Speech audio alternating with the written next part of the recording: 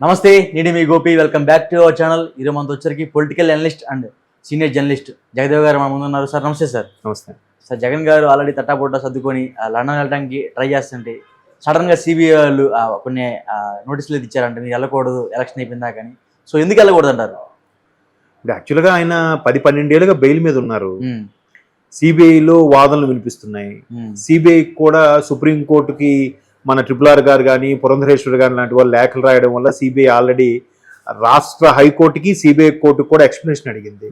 అడిగితే సిబిఐ వాళ్ళు చెప్పింది ఏంటంటే వీళ్ళు వస్తున్నాయి కేసు, వాదనలు వినిపిస్తున్నారు, మొత్తం అన్ని జరుగుతున్నాయి, వీళ్ళు కూడా తెలివిగా 2-3 వాయిదాలు అడుగుతున్నారు, ఈలోకి జరిగేసరికి 2 ఏళ్ళు అయిపోతుంది, ఇక్కడ న్యాయమూర్తి మారిపోతున్నారు, మళ్ళీ ఇంకో న్యాయమూర్తి వస్తున్నారు, మళ్ళీ రెడ్డి వచ్చాడు మొదలెట్టండ్రా అన్నట్టు కథ అన్నట్టుగా మళ్ళీ నిజంగా ఇక్కడ రెడ్డి గారు వచ్చారని మళ్ళీ మొదటి నుంచి స్టార్ట్ చేయడం, మళ్ళీ ఆయన కంక్లూడ్కి వచ్చేసరికి వెళ్ళిపోవడం. ఇవన్నీ కాదు సార్, మాకు సెపరేట్ కోర్టు, స్పెషల్ కోర్టు చేయండి, దాన్ని బట్టి మేము తీసుకుంటాం.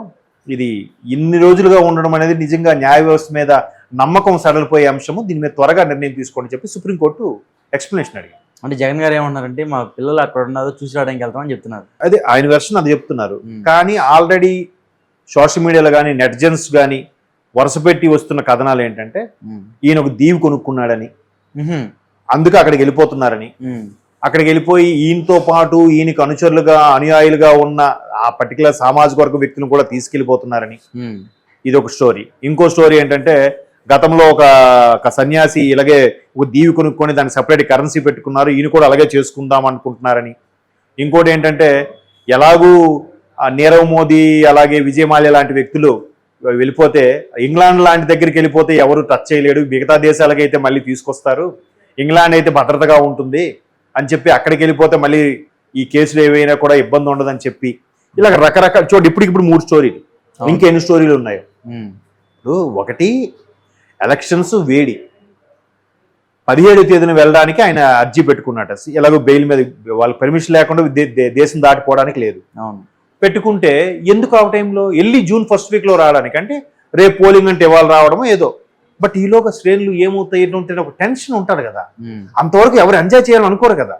రిజల్ట్ వచ్చే వరకు కూడా రిజల్ట్ రానిదా, కావాలంటే వెళ్ళి ఒక వారం రోజులు ఎంతో చేద్దాం, ఏముంది తర్వాత ఒకవేళ రిజల్ట్ వచ్చిన తర్వాత ప్రమాణ స్వీకారం చేస్తే చేసుకోవచ్చు కదా, ప్రమాణ స్వీకారం బిజీ అయిపోతాం అనుకున్నాను, పోనీ ఓడిపోతే తెలిసినా ఏముంది, సరే తిరిగేమో అవ్వలేదు, ఇవి అడావిడి అయిపోయాక అప్పుడు ఒక వారం రోజులు, అప్పుడు ఆయన ముఖ్యమంత్రి కాదు కదా, అప్పుడు వెళ్ళి రిలాక్స్ అవ్వచ్చు కదా, ఇప్పుడే ఎందుకు? అంటే మీరు ఓడిపోతారని నిర్ణయించుకున్నారా? ఇవి చాలా మందికి వచ్చే ప్రశ్నలు అంటున్నాను. ఓకే, అందుకే ఈయన ముందే వెళ్ళిపోతున్నాడా, మరి రాడా? లేదంటే ఇప్పుడు చెప్పాను కదా ఒక ప్రముఖ సన్యాసి ఎలాగ తీసుకున్నారని, అటువంటి ఆలోచనలో ఉన్నారా? ఇవన్నీ నెటిజన్స్కి వచ్చే ఆలోచనలు, సగటు ఓటర్కి వచ్చే ఆలోచనలు. ఇప్పుడు ఎందుకు పెడుతున్నారు? ఇప్పుడు వెళ్ళాల్సిన అవసరం ఏముంది? అర్జెంటుగా అవసరం అనుకుంటే వాళ్ళు ఇక్కడ తెప్పించుకోవచ్చు కదా. పైగా రిజల్ట్ వచ్చే వరకు ఎంజాయ్ చేసే మూడ్ ఉంటుంది ఎవరికైనా. పోనీ వాళ్ళు ఇక్కడ తీసుకురావద్దు, కాసేపు ఈ ఎలక్షన్లో హడావిడిగా తిరిగాం కదా, రిలాక్స్ అవుదాం అని వెళ్ళారు అనుకుందాం. వెళ్ళారు అనుకుంటే ఇంతే రిలాక్స్ అయ్యే మూడ్ ఉంటుందా రిజల్ట్ రాకుండా ఎవరికైనా?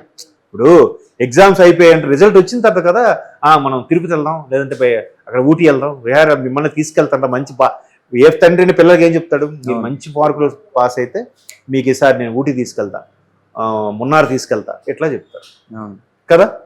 అంత రాకుండా ఎగ్జామ్స్ అయిపోయిన వెంటనే తీసుకెళ్తానంటారా? ఎగ్జామ్స్ అయిపోతే మహా అయితే సినిమాకి వెళ్తారేమో, కష్టపడి చదివిన రిజల్ట్ వచ్చిన తర్వాతనే తాయిలాలు ఇస్తా ఉంటాడు ఏ తండ్రి, అవునా కదా? అలాగే మరి ఇప్పుడు అతని మీద ఒక పార్టీ ఇంతమంది అభిమానులు ఆధారపడినప్పుడు ఎట్లా వెళ్తారు? కారణాలు ఏవైతే కానీ సిబిఐ కోర్టు మాత్రం తిరస్కరించిందని ఇంతకుముందే న్యూస్ చూశాను. అవును, మేబీ అంతే. ఇప్పుడు ఇప్పటికే బెయిల్ మీద ఉన్నారు, ఇన్నేళ్లుగా ఉన్నారు, ఏమీ తేలట్లేదు, ఆల్రెడీ ఎన్నో కేసులు ఉన్నాయి, ఈడీ కూడా చాలా వరకు జప్తు చేసింది, వీళ్ళు కూడా ఇన్నేళ్ళుగా బయట ఉండడం వల్ల తారుమారు అవ్వచ్చు, మేము కష్టపడి ఫైల్ చేసుకున్నవన్నీ కూడా ఇబ్బంది పడవచ్చు, ఇన్ని కారణాల మీద ఉన్నప్పుడు కూడా ఇంకా ఇప్పుడు బయటకు వెళ్తారని అంటే అక్కడికి వెళ్ళి పెద్ద పెద్ద లెవెల్లో ఎవరెవరితో మాట్లాడి మంత్రాలు జరిపించొచ్చేమో అనుమానం కూడా ఉంటుంది కదా వీళ్ళకి, సిబిఐ వాళ్ళకి. ఇప్పటికే 12-13 ఏళ్ళుగా డ్రాగన్ చేశారు, ఇంకా విదేశాలకు వెళ్తే ఇంకేం జరుగుతుంది? ఇప్పుడు మన దగ్గర ఇంకోటబ్బా, ఎన్ని నేరాలు చేసినా ఒకటే కదా శిక్ష. అవును, అది ఈ 100 రూపాయలైనా 100 లక్షలైనా అంతేనా? సో అట్లా పల్స్ తెలిసిపోయినప్పుడు వాళ్ళు ఎలా ఫీల్ అవుతారు? ఆ స్థాయికి వెళ్ళాక ఇంకేం ఉండదు కదా. పైగా ముఖ్యమంత్రి స్థాయిలో ఉన్నారు. ఇప్పుడు వెళ్ళడం ఏంటి, ఎందుకు వెళ్ళాలనుకుంటారు? వీళ్ళకి రకరకాల డౌట్లు వస్తాయి కదా. ఇప్పుడు మొన్న వాలంటీర్లకు సంబంధించి ఆ వాలంటీర్లు మాకు ఉండాలి, పెన్షన్లు ఇవ్వట్లేదు, చాలా ఇబ్బంది పడుతున్నారు, మీరు ఇలా అయితే ఎలా అంటే కోర్టు ఒకటే అడిగింది. మరి చుట్టుపక్కల రాష్ట్రాలు కూడా పథకాలు ఇస్తున్నాయి కదా, మరి అక్కడ వాలంటీర్ వ్యవస్థ ఉందా, మరి వాళ్ళకి ఎలా రీచ్ అవుతున్నాయి? వీళ్ళ దగ్గర ఆన్సర్ లేదు. అలాగే ఇప్పుడు ఈ టైంలో ఎందుకు వెళ్ళాలనుకుంటున్నారు? సమ్ బిడ్డలు చూడడానికి వెళ్తున్నాను, లేదా నాకు రిలాక్స్ అవుదాం, ఈ టైంలో వెళ్ళడం ఏంటి?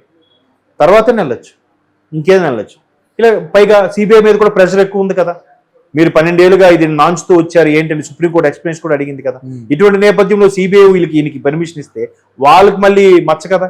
మీరు ఎలా ఇచ్చారు? మీరు ఇవ్వకుండా ఆయన వెళ్ళాడు ఆ విదేశాలకి. మీరే కేసులు వేస్తారు, మళ్ళీ మీరే ఆయనకి రిలీజ్ చేస్తారా అని చెప్పి మొట్టికాయ పెడితే సుప్రీంకోర్టు ఇబ్బంది అవుతుంది కదా.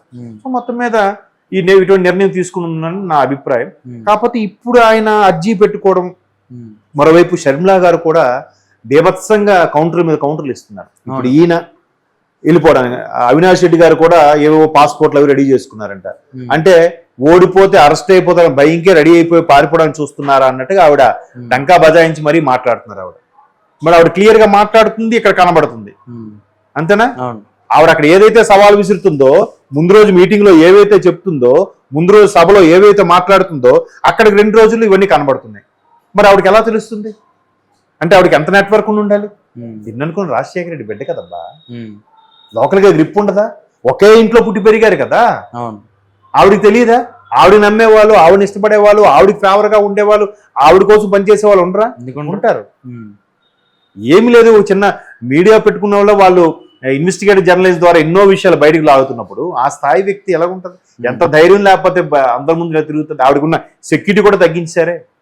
4-4 ఉన్నది 2-2 చేశారు, ఇప్పుడు 1-1 చేసేసారంట.